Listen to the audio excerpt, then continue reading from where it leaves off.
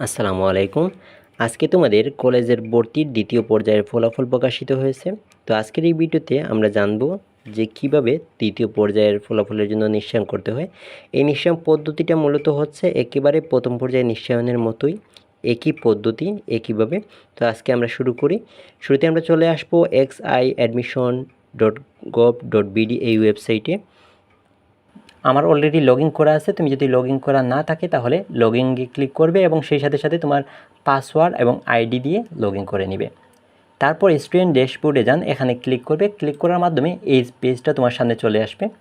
এখানে তুমি দেখতে পাচ্ছ তোমার নির্বাচনের যে তথ্যটা, তুমি যে কলেজের জন্য নির্বাচিত হয়েছো এটা এখানে উল্লেখ থাকবে এবং সেই সাথে সাথে কলেজের ভার্সন, শিফট সব কিছু কিন্তু এখানে লেখা থাকবে। তুমি কোন বিভাগের জন্য সিলেক্টেড হয়েছো সেটাও কিন্তু লেখা থাকবে। একটা জিনিস খেয়াল করো, মাইগ্রেশন নিয়ে অনেকের হয়তো আইডিয়া নেই। মাইগ্রেশন জিনিসটা হচ্ছে তোমার পছন্দের লিস্টে তুমি যে কলেজের জন্য নির্বাচিত হয়েছো, হতে পারে সেটা তোমার চয়েস লিস্টের 3 নাম্বার কলেজ। তো তোমার উপরের দিকে যে 2টা কলেজ রয়েছে, তোমার অটো মাইগ্রেশন যদি অন রাখো তাহলে তোমার আসন খালি থাকা সাপেক্ষে পরবর্তী যে পছন্দক্রমের ফলাফলটা প্রকাশিত হবে সেগুলাতে উপরের দিকে কলেজগুলো আসার সম্ভাবনা থাকবে। আর তুমি যে কলেজে সিলেক্টেড হয়েছো যদি ওই কলেজে থাকতে চাও তাহলে এখানে না অপশানে নিয়ে আসবে, মানে অটো মাইগ্রেশনটা বন্ধ করে দিবে। যদি তুমি চাও যে তোমার পছন্দক্রমের উপরের দিকের কলেজগুলো আসুক তাহলে এখানে ক্লিক করে পছন্দক্রম বা অটো মাইগ্রেশনটা করে দিবে। তারপরে আমরা চলে যাচ্ছি যে মেইন কাজ, যে নির্বাচন নিশ্চিতকরণ। তুমি যে কলেজের জন্য নির্বাচিত হয়েছো সেই নির্বাচিত কলেজে নিশ্চয়ন, যে তুমি যে ভর্তি হবে তার নিশ্চয়নের জন্য আমরা এখানে ক্লিক করব। তো ক্লিক করার পরে আমাদের এরকম একটা ম্যানুয়াল চলে আসবে। এখানে দেখা যাচ্ছে যে নিশ্চয়ন করার জন্য নিশ্চয়ন ফি প্রদান করতে হবে এবং সেই নিশ্চয়ন ফিটা হচ্ছে 336 টাকা। এর সাথে সার্ভিস চার্জটা অন্তর্ভুক্ত হবে। আমরা বিভিন্নভাবে এই চার্জটা দিতে পারি, বিকাশের মাধ্যমে, সোনালী ই সেবার মাধ্যমে, সোনালী ওয়েবের মাধ্যমে, এরকম নগদের মাধ্যমে দিতে পারি। আর এরকম অনেকভাবে আমরা কিন্তু পেমেন্ট করতে পারি। তো আমি আজকে নগদের মাধ্যমে সেই পেমেন্ট করাটা দেখাবো। তো নগদের মাধ্যমে কলেজে নিশ্চয়নের জন্য শুরুতে আমরা নগদের অ্যাপসে চলে আসব।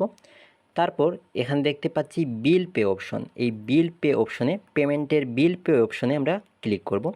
তো বিল পে অপশনে ক্লিক করার পর এরকম একটা পেজ তোমার সামনে চলে আসবে, যেখান থেকে তুমি শিক্ষা প্রতিষ্ঠান সিলেক্ট করবে।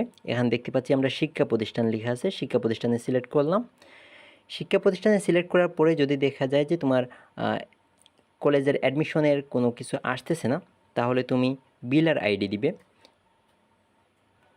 বিলার আইডিতে আমরা যদি 1300 সিলেক্ট করি তাহলে কিন্তু চলে আসবে XI ক্লাস রেজিস্ট্রেশন 2025, তার মানে কলেজের নিশ্চয়নের যে প্রসেসটা সেটা চলে আসবে। এখানে ক্লিক করব। ক্লিক করার পরে তোমার রোল নাম্বার দিতে হবে, তোমার এসএসসি রোল যেটা তুমি সিলেক্ট করবে। তো এসএসসি রোল দিয়ে দিলাম, তোমার মোবাইল নাম্বারটা দিবে,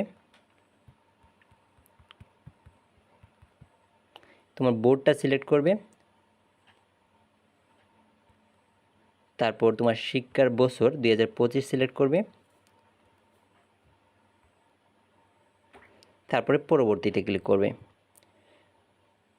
এখানে দেখতে পাচ্ছ তোমার নাম চলে আসবে, তোমার বোর্ড, তোমার বছর সবই চলে আসবে।